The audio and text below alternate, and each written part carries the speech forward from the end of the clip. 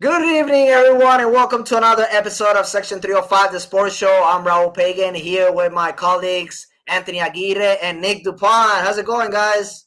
Hey, man, it is It's great going good, to Raul. be a How you doing? hurricane. It is great to be a hurricane. Yeah, I know it's gonna be It's weird all for about the you. It's all about the you.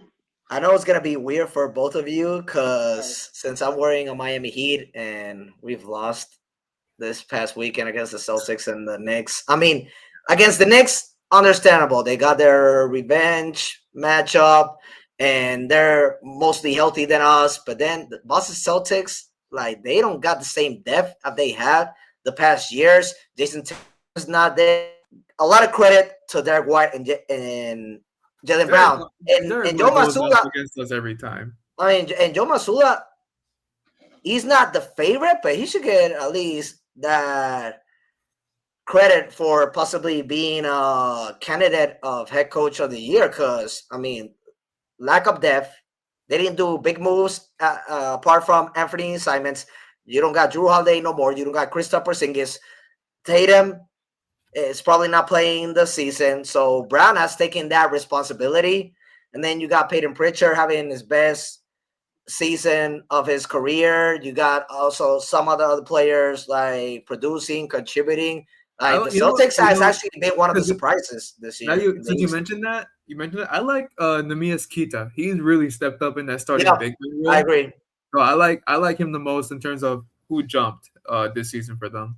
No, most definitely. And at the same time, like what I just said, no Tatum, two of your big pieces from that championship year that they conquered. So basically, again, lead in the NBA with most titles. Like when you see a team like Boston and then you see other teams like Atlanta make big moves, Orlando, Anthony, they made big moves.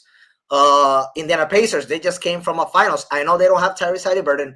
I know Miles Turner's with Milwaukee, but that's a big of difference for them to be one of the worst teams, like, and one of the best head coaches that we have in the league. Like, they've disappointed. Yeah, right now. And then other teams should be in a better position than the Boston Celtics. So, like at the same time, Miami has regressed of what we're seeing. I know that's not one of the topics, but we always start this show talking about the 305 teams. The Marlins have only made one big move. The Panthers, I've seen them like at the same time being a little bit more stable compared to Pretty the much the way they same par as started. the Heat right now. You know, they've been going Yeah, through basically, yeah, injuries. I agree. Exactly. And So, yeah, sorry, Nick.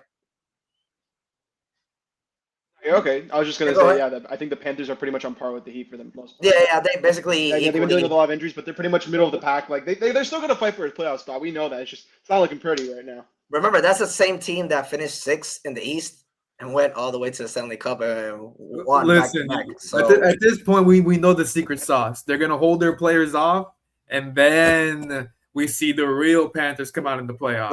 look at Nick. Look at Nick reaction.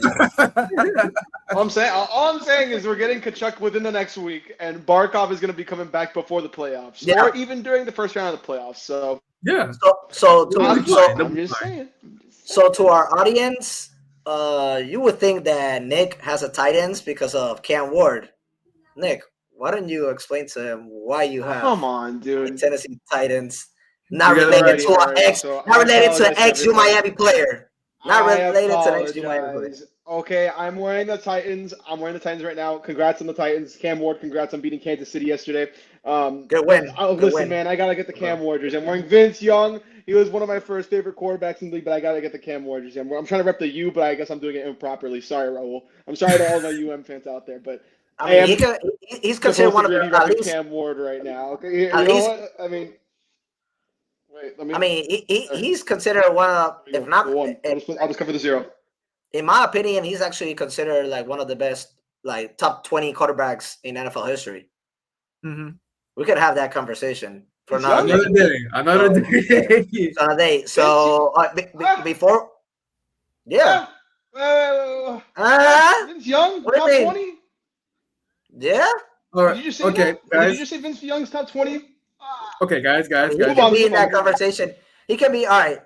Let's not carry this out. All right, so before we talk about our topics for tonight, we all want to wish everybody happy holidays. Hope you have a good time with your family and friends. Thank you guys for supporting us and for your comments, appreciation.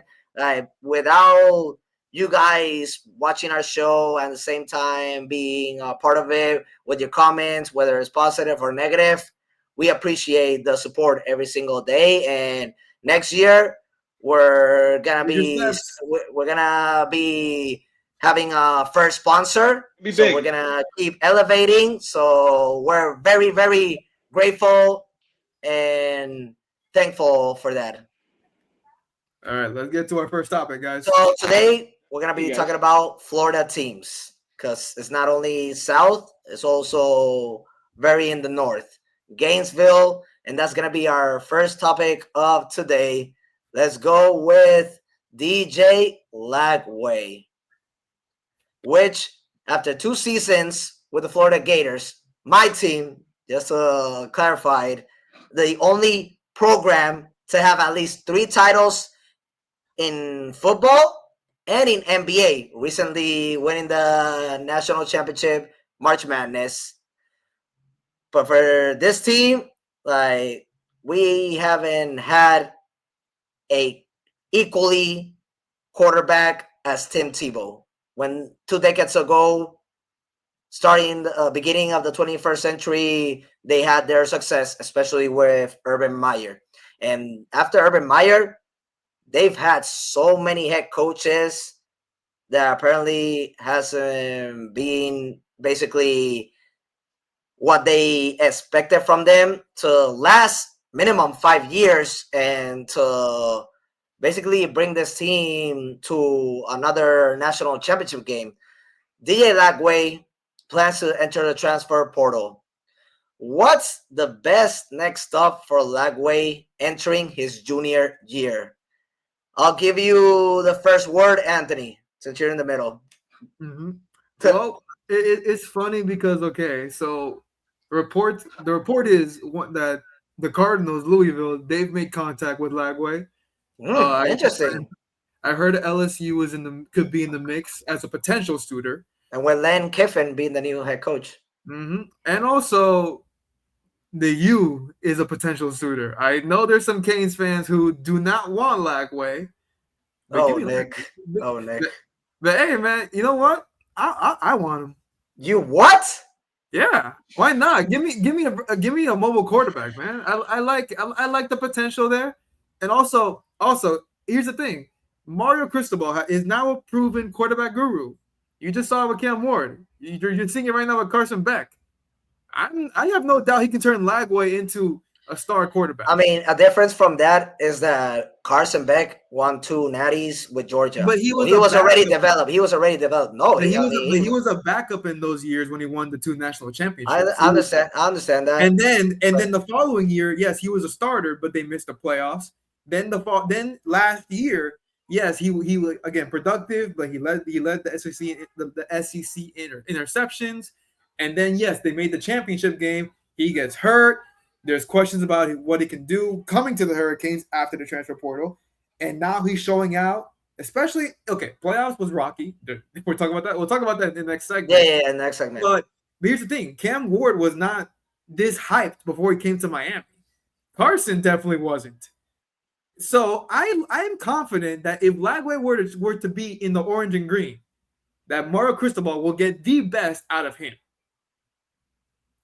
I mean, I could agree that Mario Cristobal, as a head coach, since he's taken 2021, he's developed those quarterbacks. And in what point Carson Beck was being a candidate to win the Heisman. Obviously, the turnovers affected him, especially inside the 4 interceptions that he committed against Louisville. Even after that game, he was still in the top 10. It was the SMU game that really knocked him out.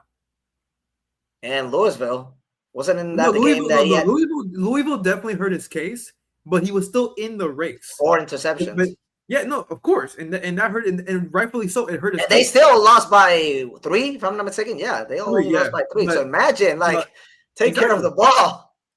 All right. Exactly, Yeah, but it was an SMU game that really knocked them out completely. yeah, gotcha. And I know Sam Leavitt's another name that could be in the mix for the Hurricanes next year. I actually Yeah, would be and more again, interested in that's a good him. one. But I I actually feel would like interested in Lagway him. is more talented, honestly. So I just like the potential there for some reason a lot more than other candidates. But I mean, Nick, Nick, you are an honorary Cane. So what do you think, man? Nick, the floor is yours. Listen, man, I've been awfully quiet for a reason, and I'm gonna really avoid all that Carson Beck talk we were having because I don't know if the audience saw me, but I clearly had a stank face, and but I'm gonna try staying out of that. I would say this is a possibility for Miami to get DJ Lagway. But you guys are forgetting, and this is news that happened today. So, Bryce Bowen, the quarterback of USF, just declared for the transfer portal. A lot of people thought he was gonna be declared for the draft, but the man has another year of eligibility. I think if the Canes were to go for anyone, I think why not Bryce Bowen, who just had an incredible year for USF. I mean, I think anyone could say that guy had 42 total touchdowns and over 4,000 total yards off of 7 interceptions with Big minor impactful. turnovers everywhere. The guy's going to be a stud.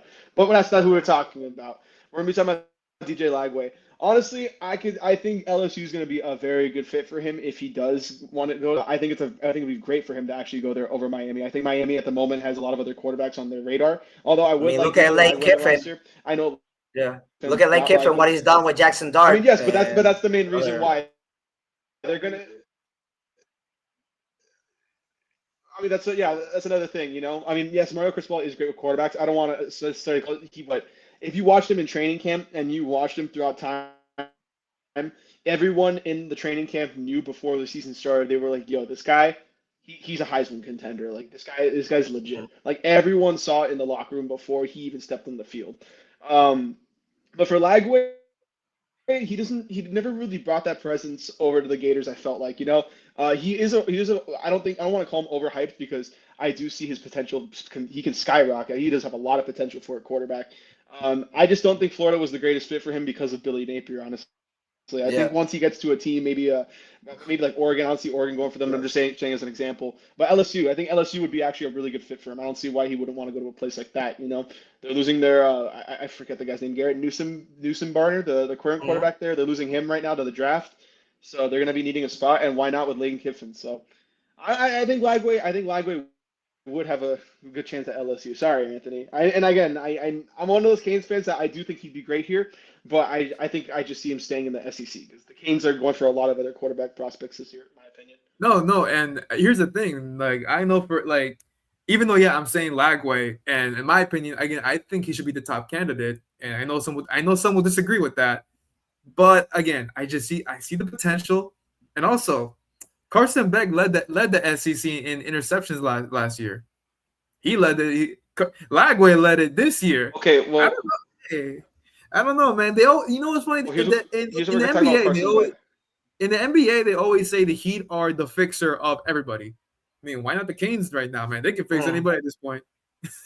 But Raul, what do you think? Where do you think Lagway should go? All right, so I understand the situation that he was in. Let's just say possibly like not the best, because after Urban Meyer, this team has had 8 different coaches. Will Muschamp, DJ Durkin, Jim McElwain, Randy Shannon, Dan Mullen, Greg Knox, Billy Napier, and right now, since they fired him during the season, it's Billy Gonzalez. Obviously, they're going to be... Just to clarify, is he the interim or is he the official? These are interim. Okay, just making sure. So I feel like Florida obviously is going to try to recruit like big, how do you say, head coach. Somebody you got the guy from Tulane. You got the guy from Tulane. Oh, he signed recently, right? He's official. Yeah, I forgot. Yeah, you're right. Thank you for that help, Anthony. And so I know this quarterbacks basically have been in a tough position to being really developed. Because look what Urban Meyer did with Tim Tebow, and they won 2 national championships. I mean, you see in the 90s when they had If I'm not mistaken, it was Steve Spurrier who won a couple of SEC Coach of the Year. If I'm mistaken, it was a total of 3, and also a national championship in 1996. So that's basically has been the problem for this program. Basically, getting the right head coach to last minimum 5 years, just like Urban Meyer did. DJ Lagway at the same time, guys. When I'm seeing his stats, like he's got one of the worst completion percentage patches that Bad. It's has like ever Anthony Richardson. existed. Has ever? I mean, come on, Anthony Richardson was more of a running quarterback, and there's a reason why they selected him number 4 Yeah, by the Indianapolis Colts. but Like just remember the Gators' offensive line over the past few years hasn't exactly been the greatest either. I agree with that. But at the same time, when you The got a Gators have not 50, had a good offensive when line. you have a 59% completion in your first year, you got a 63 last year. You led the league in interceptions in the SEC. You only got 28 touchdown passes in your first 2 years. And at the same time, he doesn't also have a running game. When the O line is not that good, like you gotta find a way to improvise, create situations offensively. Like we've seen so many quarterbacks, rushing quarterbacks like Lamar Jackson. We've seen it from Josh Allen. We've seen it from Cam Newton and other greats. Like he only has 237 rushing yards in his first 2 seasons. So at the same time, he's not a runner. What I'm trying to Would say. you Raul, would you say real quick? Would you say real quick? Could he develop that if he had a good O line?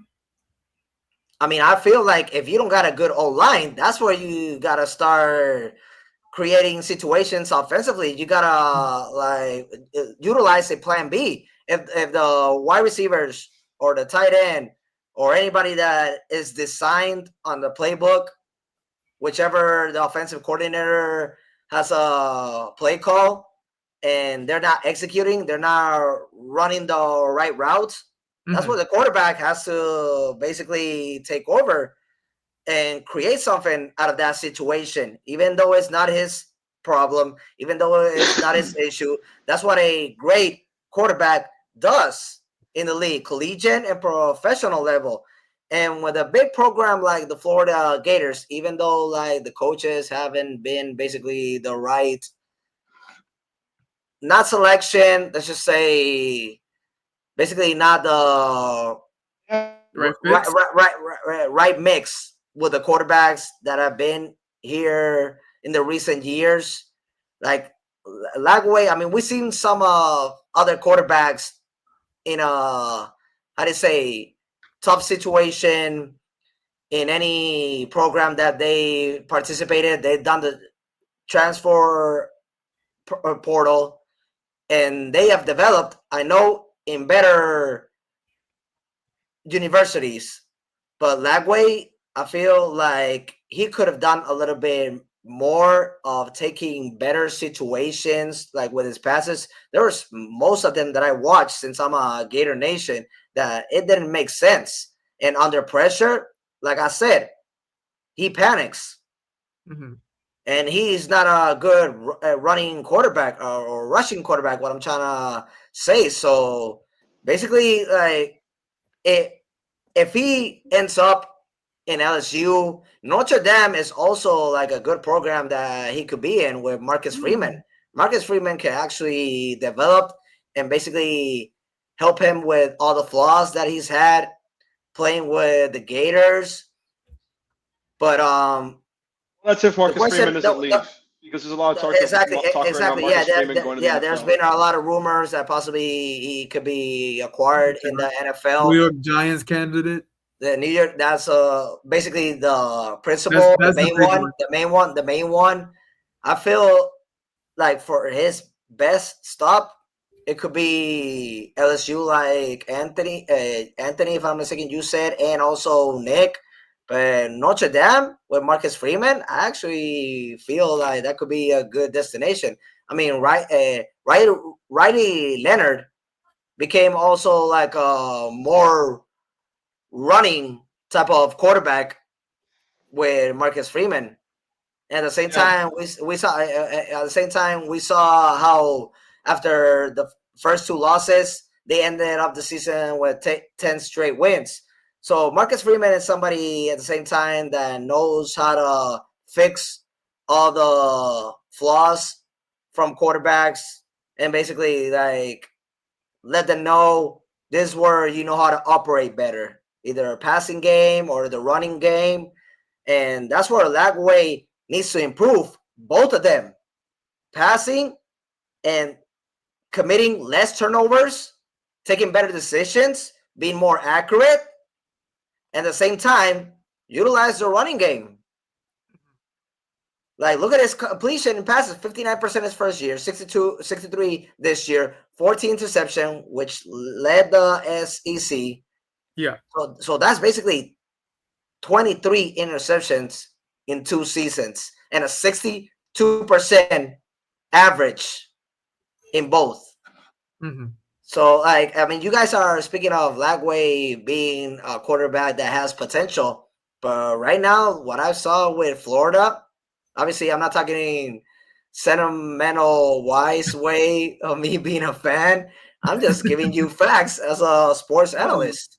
No, if anything, Well, even though it's because facts, well, actually, Nick, go ahead. Sorry, man. Go ahead, Nick. No, it's okay. I was gonna say very quickly.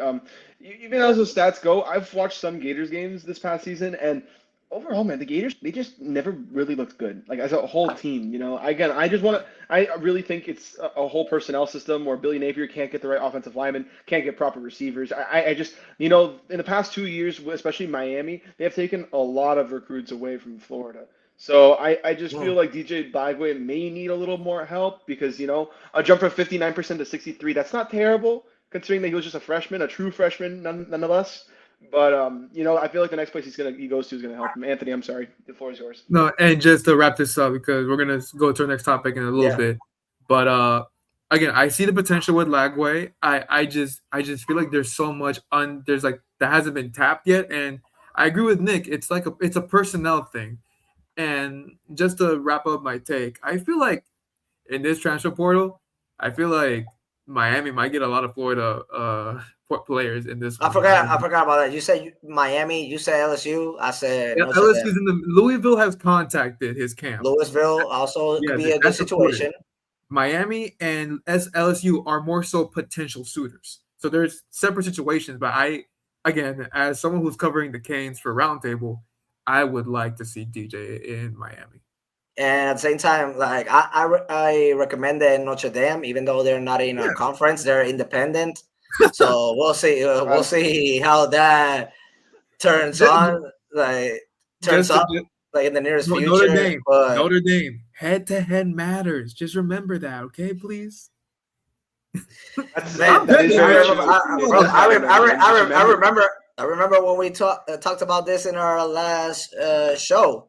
So, and they deserved it, and they literally proved it against Texas A&M. But now, since we're going to that topic, Nick, yeah, something to say before we. Notre Dame should have been over Oklahoma. I don't like Notre Dame. I don't support them, but they should have been over Oklahoma. Oklahoma was a joke to be in this year. Okay, that's interesting. By the way, and 5 times that Oklahoma has been in the playoff, they are 0-5. They have never won a playoff game, Oklahoma. That's true. That's a good fact. That's a fun fact. That's a good fact. It's just that at the same time, Jamatier was not a finalist for the 6 interceptions Heisman, in 2 games, right? Yeah, that's awesome. Yeah, that's what I'm. No, but at the beginning of the season, he was like he was being talked about, just like Carson Beck. That's what I'm trying to say. So that's why and they felt like Oklahoma and Alabama would be a good matchup because Oklahoma took the first game, and so now Alabama took their vengeance. So that's why you already know how the committee works. They want the ratings, whatever fills their money on the pocket. That's where they're going. I'm just grateful to be in it.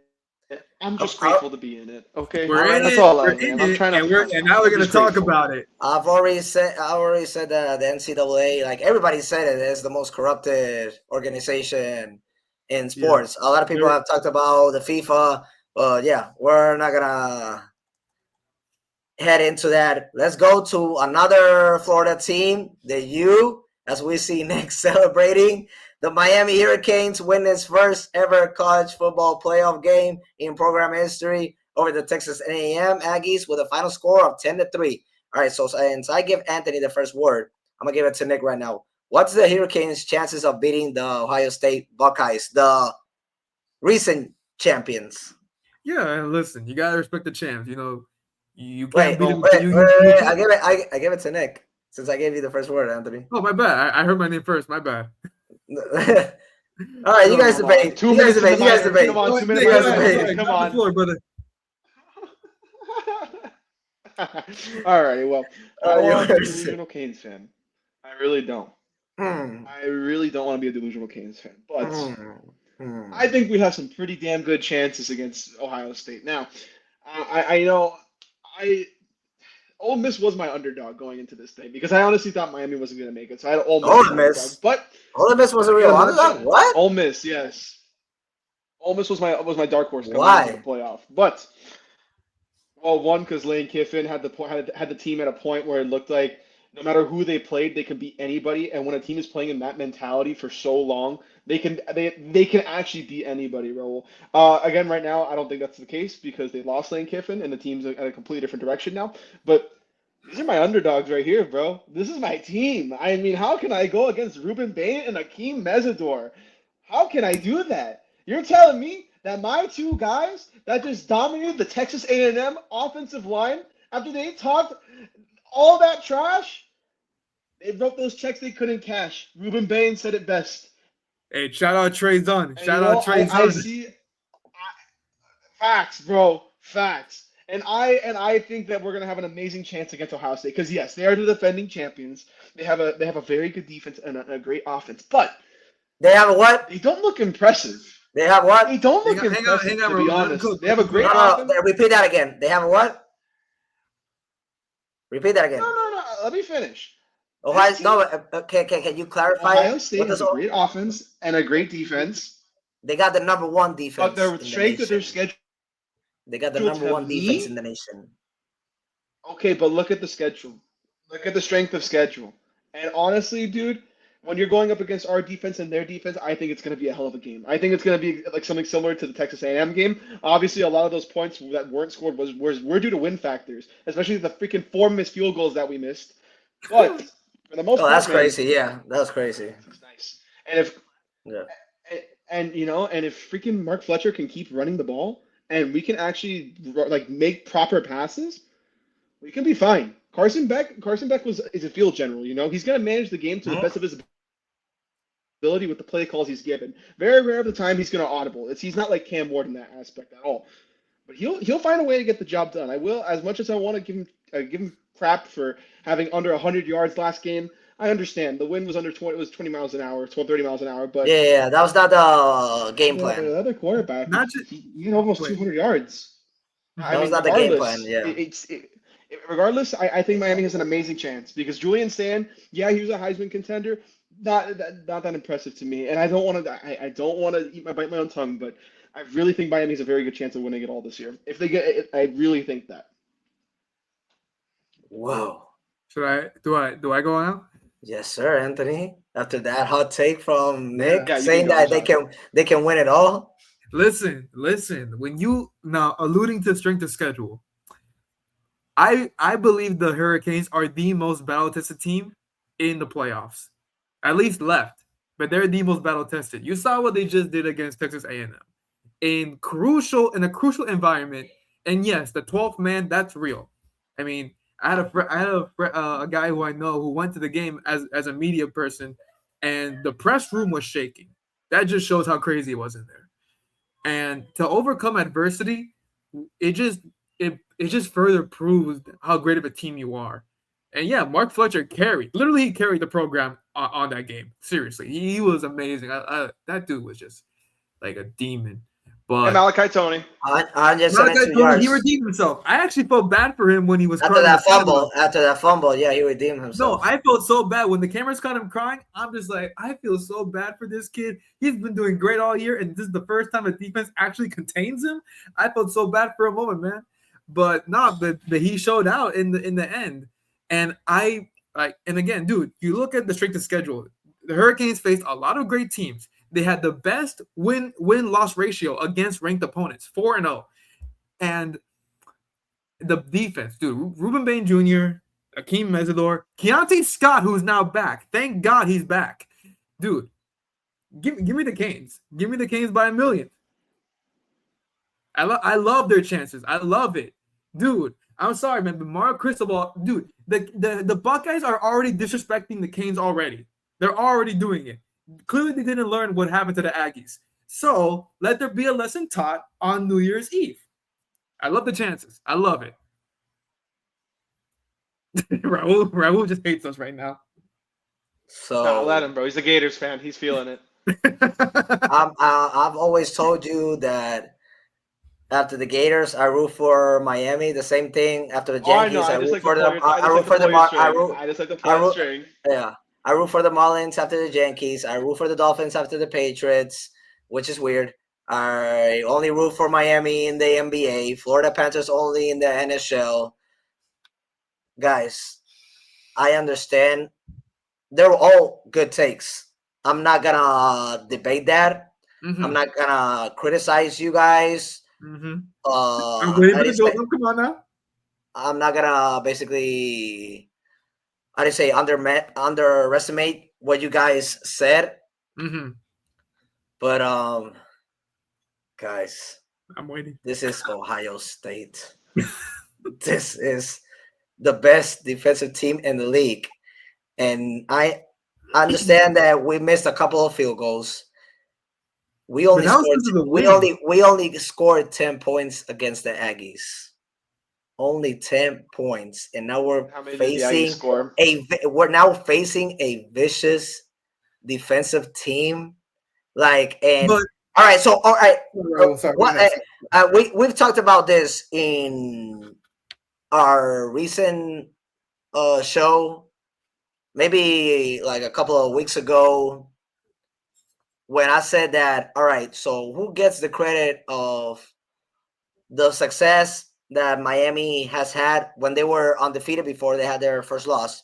I said it was mostly the running backs, Mark Fletcher Jr., Malaki Tony, and Gerard Pringle. They have a combined of 22 touchdowns, 4 less than Carson Beck. And so their running game, I think this is one of the best we've seen in program history. So I gave more credit to Mark Fletcher Jr. and Malaki Tony. Gerard Pringle was injured a couple of games. And so in this specific Well, actually, particular, Raul, just to help you clarify, so Mark was out for a few games. He got injured later in the year. Gerard came in later in that year. Remember, because it was mostly Tamar Brown who was his backup. So them basically suffering through injuries, they still produce more offensively than their quarterback. While their quarterback had a couple of games that basically was a turnover machine, and Miami didn't get blown out. Those are games that they could have won. So that's why I was like, they shouldn't press the panic button, because actually, you know what I'm saying, those crucial losses, it could have been worse with the turnovers that their quarterback was having. Now, one thing that I say, if I'm gonna basically select between their offense or their defense, guys, this is not the same defense from last year. Last year they were mediocre, horrible, and like Nick alluded to in that episode that we did, Mario Cristobal did an amazing job with some of the players that entered the transfer portal, recruiting them, and one of the best defensive players coming out of high school. And this team is a top 20 in the whole league. Offensively, they were top 10. I understand that. I get it. But they were the best offensive team last year with Cam Ward and the rest of the crew that he had, Xavier Restrepo and others that he had better weapons to throw the ball to. But their defense was horrible. I would like to argue that Carson Beck, I think, has better weapons this year. What I'm trying to say that Cam Ward had good pieces around him.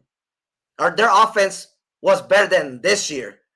It's their defense that was horrible, mediocre. a disaster. The reason why they had those 2 losses in the season, the reason that they didn't went to the ACC championship game, the reason they didn't enter the playoffs, the reason why they lost that Pop-Tart Bowl, if I'm mistaken, against Iowa State, it was their defense that but couldn't the stop. Pop-Tart Bowl, nobody played in that game. Nobody played in the Pop-Tart Bowl that game, regardless. I mean, and even before that, the defense was completely different from what it is now. Cam Ward was their quarterback for that game. He produced. That's why Cam only played. Cam Ward stopped playing that game. He only won. He only did just to get the record. He got a record on that game. Yep. Bro, their offense still scored over 40 points in that game, and they didn't win. Why? Why didn't they win that game, scoring over 40 points? Because their defense. But that's a defense from a year ago that you're comparing with different players. That's what I'm saying. So now this year, I've given more credit to their defense, which is top 20 in the league, and their running backs. That's why Miami has had the better success this season. How much points did they allow in this game? 3. Only 3, guys. How many sacks do they have in total? 7. They have 7 sacks towards Marcel Reed. 7. He scored 0 touchdown passes. He had a fumble turnover.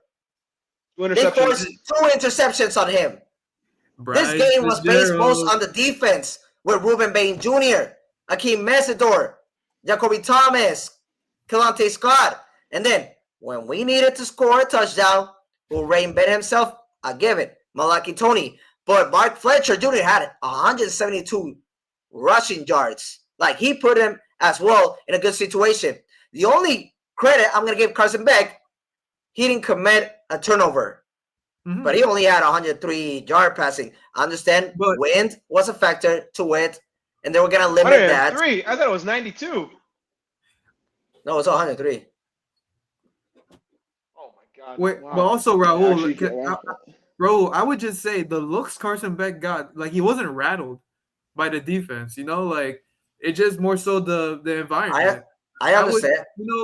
Because, Carson didn't have he definitely showed out in the final 4 games of the regular season. This game obviously was not it at all. Yeah. But it was more so just an environment than it was his performance. You know what I'm saying? I got you. What I'm trying to say is that we're gonna have to agree to disagree. I'm sorry, guys. Yeah. I would love to give them the benefit of the doubt. I'm still gonna tell the audience that they should give a fight. They're gonna give a fight, especially that defense. Let's see how they can contain Julian Sayin, who was a Heisman nominee.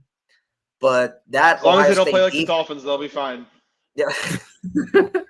Listen, defense the Hurricanes have proven of the Buckeyes. That defense of the Buckeyes, man, that's elite.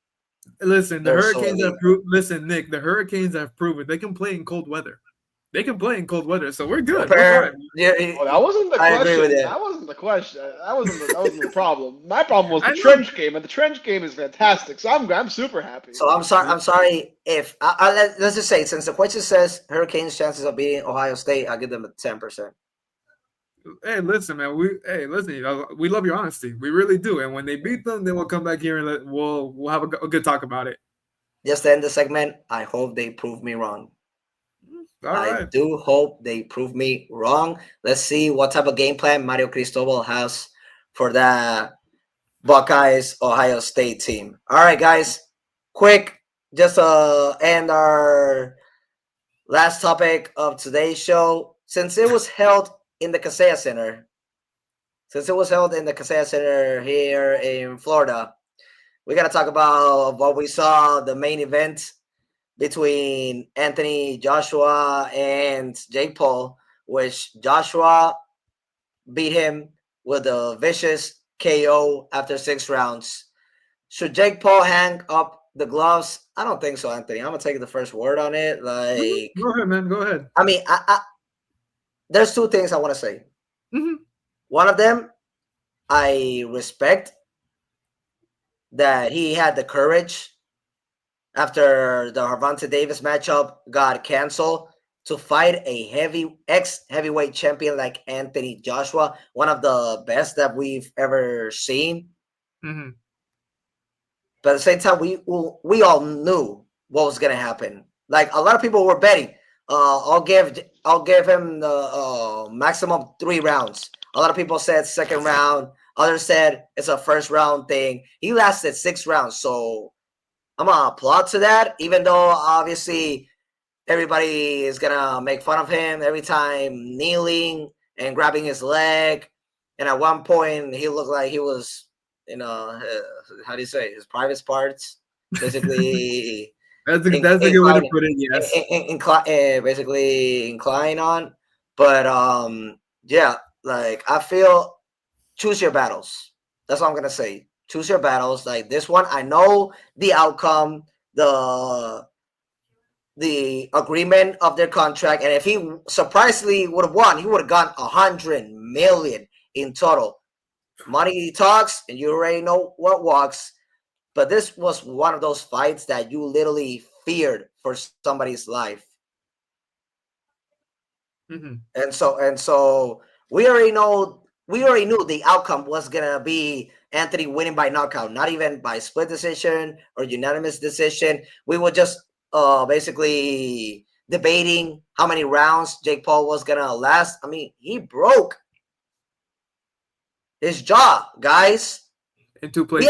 We haven't seen that in I don't know how long. And so I'm just gonna say Jake Paul, I give him respect because he's actually taking this sport seriously. And he has 2 losses. I know he hasn't fight like a real boxer. This was the actual real boxer because Mike Tyson, a lot of people were saying like elderly abuse when he was fighting him.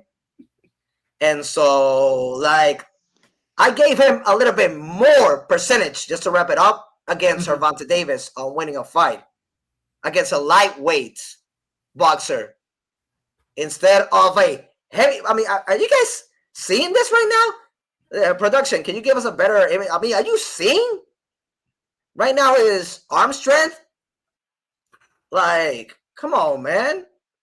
And I am surprised. My favorite artists like Drake, Anuel, and others that actually put a lot of money on Jake Paul. I don't know if they did it as a friendship type of wise, give him the benefit of the doubt. But literally everybody was fearing for his life. And I still think that against somebody, because people say that he's heavyweight. I feel like he's more a little bit middleweight, in between, something like that. He could do light heavyweight.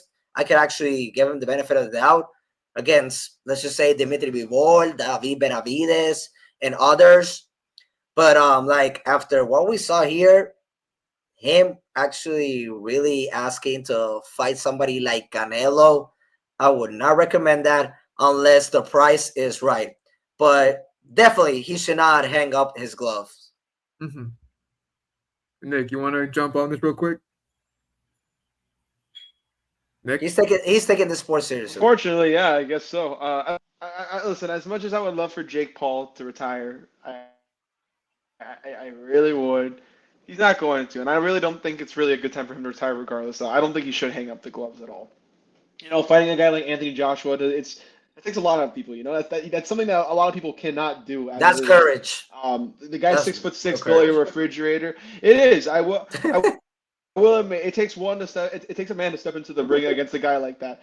But I'm sorry, man. Like I can't. Like, yeah, Jake may be taking the sport seriously. I'm glad that he is. I don't keep pushing and look at this as like, you know what? I just fought a world champion heavyweight boxer. I think I can move forward and grow on this. And you know, regardless of the grappling and the falling on the floor, which I thought was ridiculous. By the way, that footwork was horrendous. You know, Jake Paul was running for his life. He was running for his life, and he was tired. He was tired. He was running for his life. Man, he was taking a lot of. I mean, I don't blame him. I'd be running too. Me too. Yeah, of course. Anthony, I think there was a lot of situations where he was time wasting as well, though. But yeah, Anthony. Hang it up. I think there's a gap in terms of just Anthony, if you want to go. where he's at, and where he wants and where he thinks he could be. And again, I'm gonna give him credit. Yeah, you step into a ring with a guy like this, and you didn't die. God bless. But I just think it's time, man, because your other competition is clearly hasn't been it. So, and then this one, again, applause. You lasted 6 rounds. You broke your jaw twice for it. So congrats to that. Thank God he has health insurance, I guess. I mean, But, with even with the tax, he actually made more money than Anthony Joshua in this fight. yeah.